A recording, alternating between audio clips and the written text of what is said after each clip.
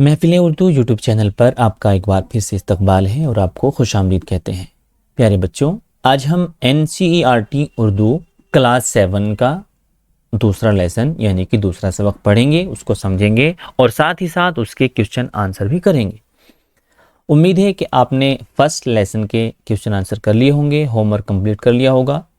तो आज भी आपसे गुजारिश है कि आप अपने साथ में पेन और कॉपी लेकर के बैठिए, क्योंकि बहुत सारे पॉइंट्स आपको नोट करने हैं। और दूसरी बात यह है कि अगर अभी तक आपको किताब नहीं मिली है तो किताब का लिंक मैं इसी वीडियो के डिस्क्रिप्शन में डाल दूंगा, आप वहां से किताब को डाउनलोड कर सकते हैं और पढ़ सकते हैं। चलिए चलते हैं अपने सबक की तरफ। आज का जो आपका सबक है उसका नाम है एक पुरानी कहानी। ठीक है, सबक नंबर 2, एक पुरानी कहानी। जैसा कि हमने आपको पिछली वीडियो में बताया था कि उर्दू में टेक्स्ट दो तरह के होते हैं, एक होता है नस्र और एक होता है नज्म। जो आपका पहला सबक था वो था नज्म, ठीक है, और जो आज आपका सबक है वो है नस्र।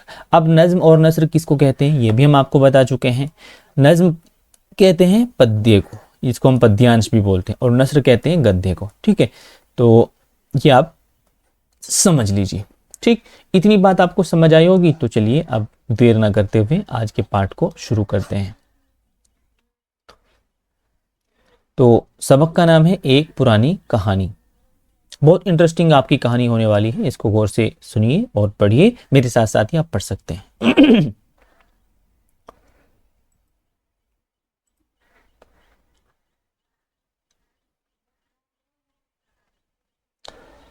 लाखों बरस गुजरे, आसमान पर शिमाल की तरफ सफेद बादलों के पहाड़ के एक बड़े गार में एक बड़ा रीछ रहा करता था। अब ये शिमाल क्या है? शिमाल बेसिकली बच्चों एक डायरेक्शन का नाम है। आपने देखा होगा ना, डायरेक्शन कितनी होती हैं? 4 होती हैं। कौन कौन सी होती हैं? ईस्ट, वेस्ट, ठीक है, और नॉर्थ, साउथ। ठीक है, तो इन्हीं डायरेक्शन को उर्दू में क्या क्या कहते हैं? इसको कहते हैं मशरिक। जो ईस्ट होता है उसी को मशरिक कहते हैं, और जो वेस्ट होता है उसको क्या कहते हैं? मगरिब कहते हैं। ठीक है, और जो साउथ होता, जो नॉर्थ होता है उसको कहते हैं शिमाल। क्या कहते हैं उसको? शिमाल। और जो साउथ होता है उसको कहते हैं जुनूब। ठीक है, तो आपके याद रहेगी, ये 4 सिमतें होती हैं, इनको आप याद कर लीजिए। चलिए, हाँ, हम कहाँ पहुंचे थे? यहाँ पे।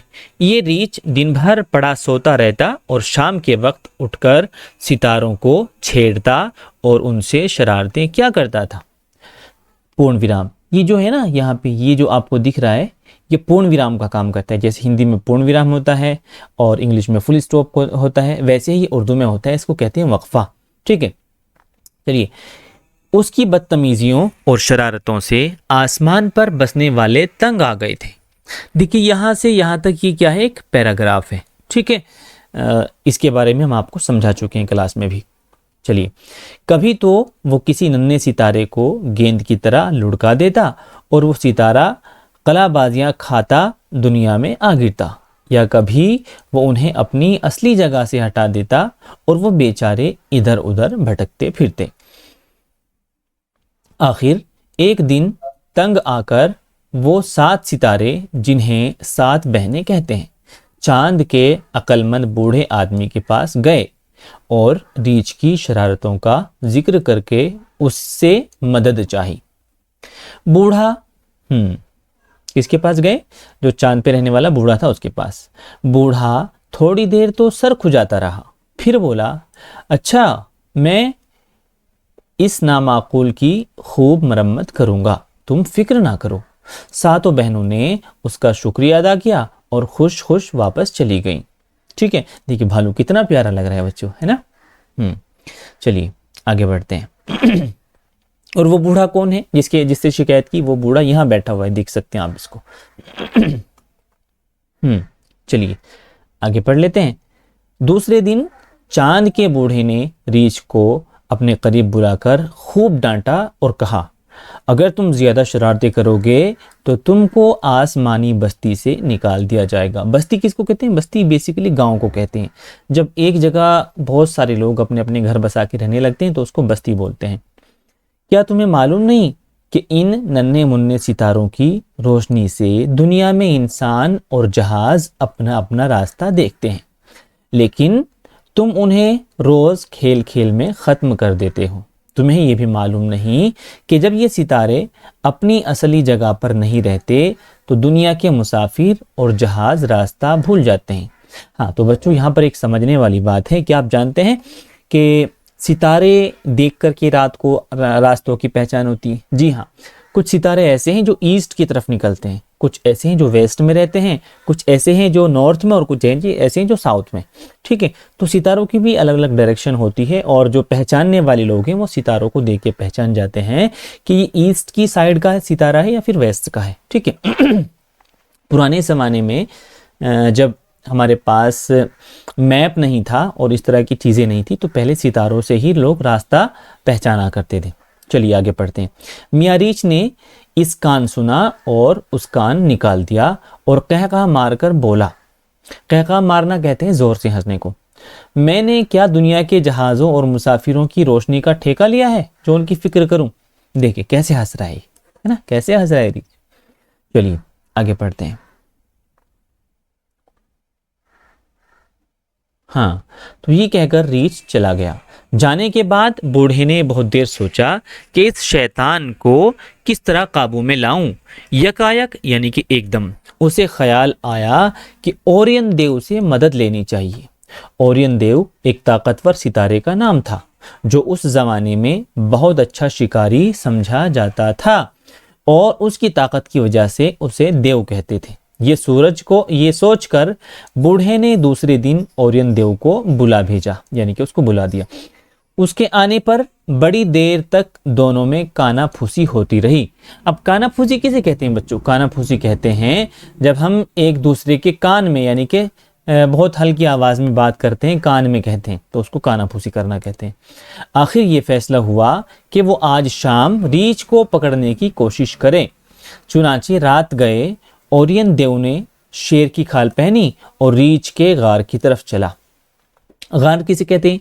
जहाँ पे शेर वगैरह रहते हैं, जिस तरह पहाड़ों के अंदर कोई छोटी सी सुरंग होती है उसी को गार कहते हैं।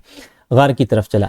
जब रीछ ने एक बहुत बड़े शेर को अपनी तरफ आते देखा तो उसके औसान खता हो गए। औसान खता होना किसको कहते हैं? बहुत ज़्यादा घबरा जाना। और वो नन्हे मुन्ने सितारों से बनी हुई उस सड़क पर जो परियों के मुल्क को जाती है और जिसे हम कहकशा कहते हैं, बेतहाशा भागा। अब देखिए यहाँ पर एक लफ्ज आया है, क्या? कहकशा। ये रहा, दिख रहा है आपको? कहकशा। तो कहकशा किसको कहते हैं? आसमान पर बहुत सारे सितारे एक लाइन में लगे रहते हैं और ऐसा लगता है मानो वो कोई सड़क है, तो उसी को हम कहकशा कहते हैं। चलिए आगे बढ़ते हैं। आखिर बड़ी दौड़ धूप के बाद ताकतवर शिकारी ने मियाँ रीछ को आ लिया, यानी कि उसको पकड़ लिया और उनको पकड़कर आसमान पर एक जगह कैद कर दिया जहां वो अब तक बंधे खड़े हैं। अगर तुम रात को कुतुब सितारे की तरफ देखोगे तो तुम्हें उसके पास ही रीछ बंधा नजर आएगा जिसको उन 7 बहनों में से 4 पकड़े खड़ी हैं।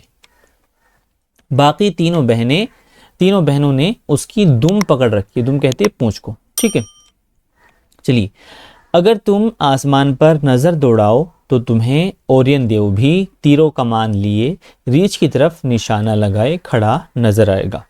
ठीक, तो बच्चों ये थी आज की कहानी और इस कहानी को लिखा है कुर्रतुल ऐन हैदर ने।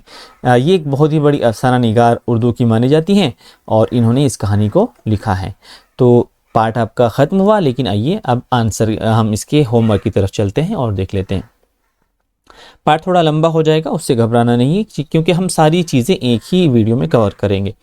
अब आपके सामने स्क्रीन पर जो दिख रहा है इसको हम कहते हैं लफ्ज़ो मानी, और लफ्ज़ो मानी को ही इंग्लिश में हम कहते हैं वर्ड मीनिंग। क्या कहते हैं बच्चों? Word meaning. ठीक है, वर्ड मीनिंग। और इसी को ही हम हिंदी में क्या बोलते हैं? शब्द अर्थ।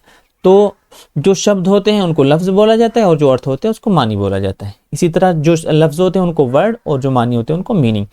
ठीक है, तो जब आप वर्ड मीनिंग याद कर लेंगे तो कहानी आपके लिए इंटरेस्टिंग हो जाएगी और आपको समझना आसान हो जाएगा। जैसे ना माकूल किसको कहते हैं? जो माकूल ना हो, मुनासिब ना हो। गार कहते हैं पहाड़ की खोह यानी गुफा। यकायक कहते हैं अचानक, एकदम। ओरियन देव एक ताकतवर सितारे का नाम। कानाफूसी चुपके चुपके बातें करना, सरगोशी करना। ओसान होशो हवास, ठीक कहते हैं ना, ओसान खता हो गई, यानी कि वो बहुत ज़्यादा घबरा गया, होशो हवास ख़त्म हो गई। कहकशा किसको कहते हैं? बहुत से छोटे छोटे सितारों की कतार यानी कि लाइन जो रात में सड़क की तरह नज़र आती है उसको हम कहकशां कहते हैं।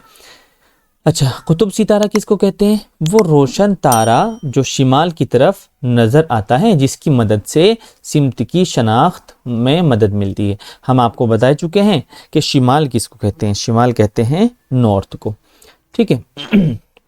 अब देखिए आगे गौर करने वाली बात है, क्या लिखा है, गौर कीजिए।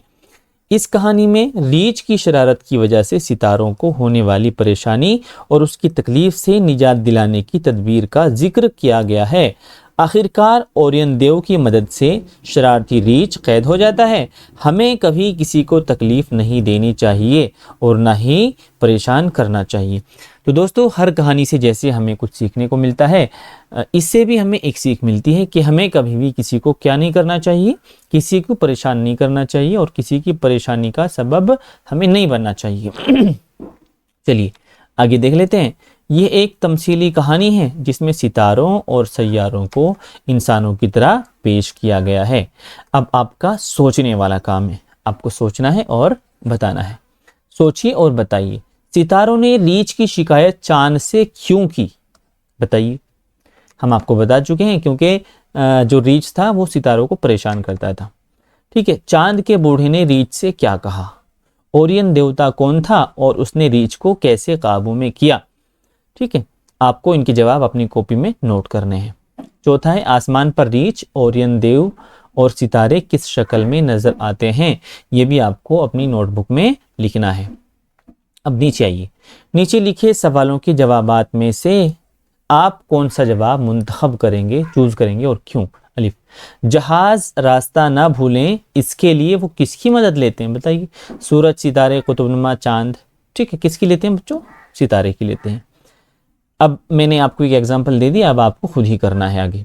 गार में रहने वाले रीछ में कौन सी सिफत सबसे ज्यादा गालिब थी? काहिली, काहिली कहती हैं सुस्ती को, बुजदिली, बुजदिली कहती हैं डरपोक को, शरारत या ताकत, ठीक है, तो ये वाली थी। चलिए आगे आपका जीम है।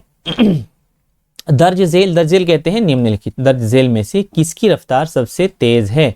रीछ की या हाथी की या बिल्ली की या चीते की, ठीक है, तो इनमें सबसे ज्यादा तेज किसकी रफ्तार है? चीता। नीचे दी हुई खाली जगहों को सही लफ्ज से पुर कीजिए। ये फिल इन द ब्लैंक का है आपका, इसको पुर करना है। कैसे करेंगे? रीछ दिन भर पड़ा सोता रहता और शाम के वक्त वो किसको छेड़ता था? सितारों को, ठीक है, सितारे आ जाएगा। दूसरे दिन क्या आएगा कि बूढ़े ने रीछ को अपने करीब बुलाकर खूब डांटा, किसके? चांद के, ठीक है। सितारे अगर अपनी असली जगह पर नहीं रहते तो दुनिया के मुसाफिर और जहाज अपना रास्ता भूल जाते हैं। ओरियन देव ने किसकी खाल पहनी थी? शेर की खाल पहनी और रीछ की तरफ चला गया, ठीक है। ये फिल इन द ब्लैंक आपका काम था। तो अब थोड़ा सा आगे आ जाइए और इसको भी समझ लीजिए। पढ़िए, समझिए और लिखिए। ये आपका होमवर्क है और आपका रिटर्न वर्क है।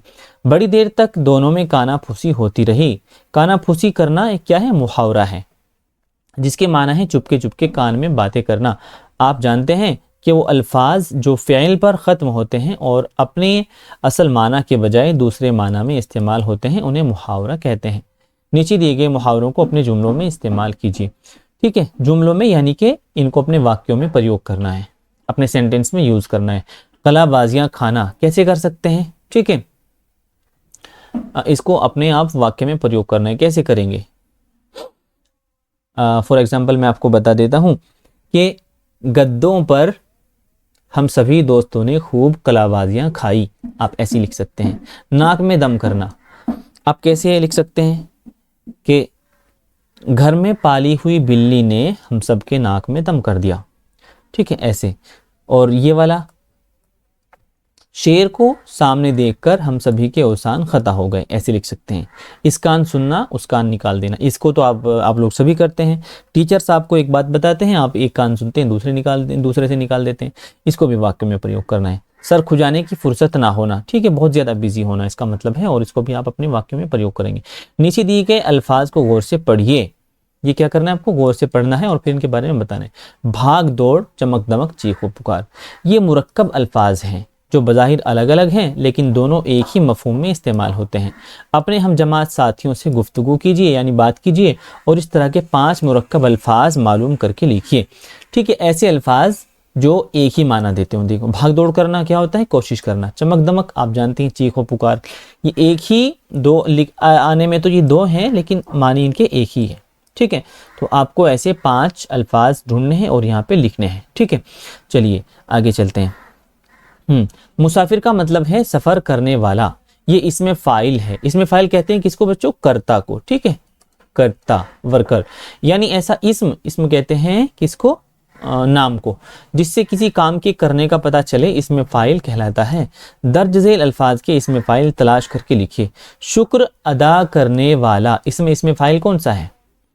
तकरीर करने वाला।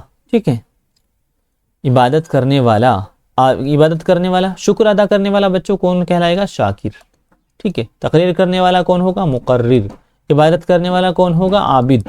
ठीक है, शेर कहने वाला कौन होगा? शायर। कौन होगा? शायर। और इंसाफ करने वाला कौन होगा? मुंसिफ। ठीक है, तो ये मैंने आपको बता दिए, थोड़ा मुश्किल था इसलिए मैंने आपको सारे बता दिए। आगे चलते हैं। तलाश कीजिए, क्या है? तलाश कीजिए। जब ये सितारे अपनी असली जगह पर नहीं रहते तो दुनिया के मुसाफिर जहाज रास्ता भूल जाते हैं। इस जुमले से ये जाहिर होता है कि सितारों की मदद से सिमत मालूम की जाती है। सिमत यानी कि डायरेक्शन मालूम करने के दूसरे तरीके भी हैं। अपने हम जमात साथियों के साथ जवाब तलाश करें और अपने जवाब की तहरीरी और ज़बानी तौर पर क्लासरूम में पेश कीजिए। तो पुराने ज़माने में क्या होता था बच्चों? सितारे देख के हमें डायरेक्शन का पता लगता था, लेकिन आज हमारे पास कंपास है, मैप है और भी कई सारी चीज़ें हैं जिनसे हमें डायरेक्शन का पता लग जाता है। चलिए, कहानी में 7 बहनों का जिक्र आया है। इसी तरह हमारे मुल्क में शिमाल मशरिक़ की रियासतें भी इसी नाम से जानी जाती हैं। उनके नाम मालूम करके लिखिए। शिमाल मशरिक़ किसको बोलते हैं बच्चों? शिमाल का मैंने आपको बताया था नॉर्थ, और मशरिक़ का किसको क्या बताया था मैंने आपको? ईस्ट। तो नॉर्थ और ईस्ट के बीच में, नॉर्थ ये रहा आपका ईस्ट और ये रहा आपका नॉर्थ। ठीक है, तो यहाँ इनका बीच कहाँ जाएगा? यहाँ आ जाएगा। ठीक है, इस वाले हिस्से को क्या बोलेंगे? शिमाल मशरिक़।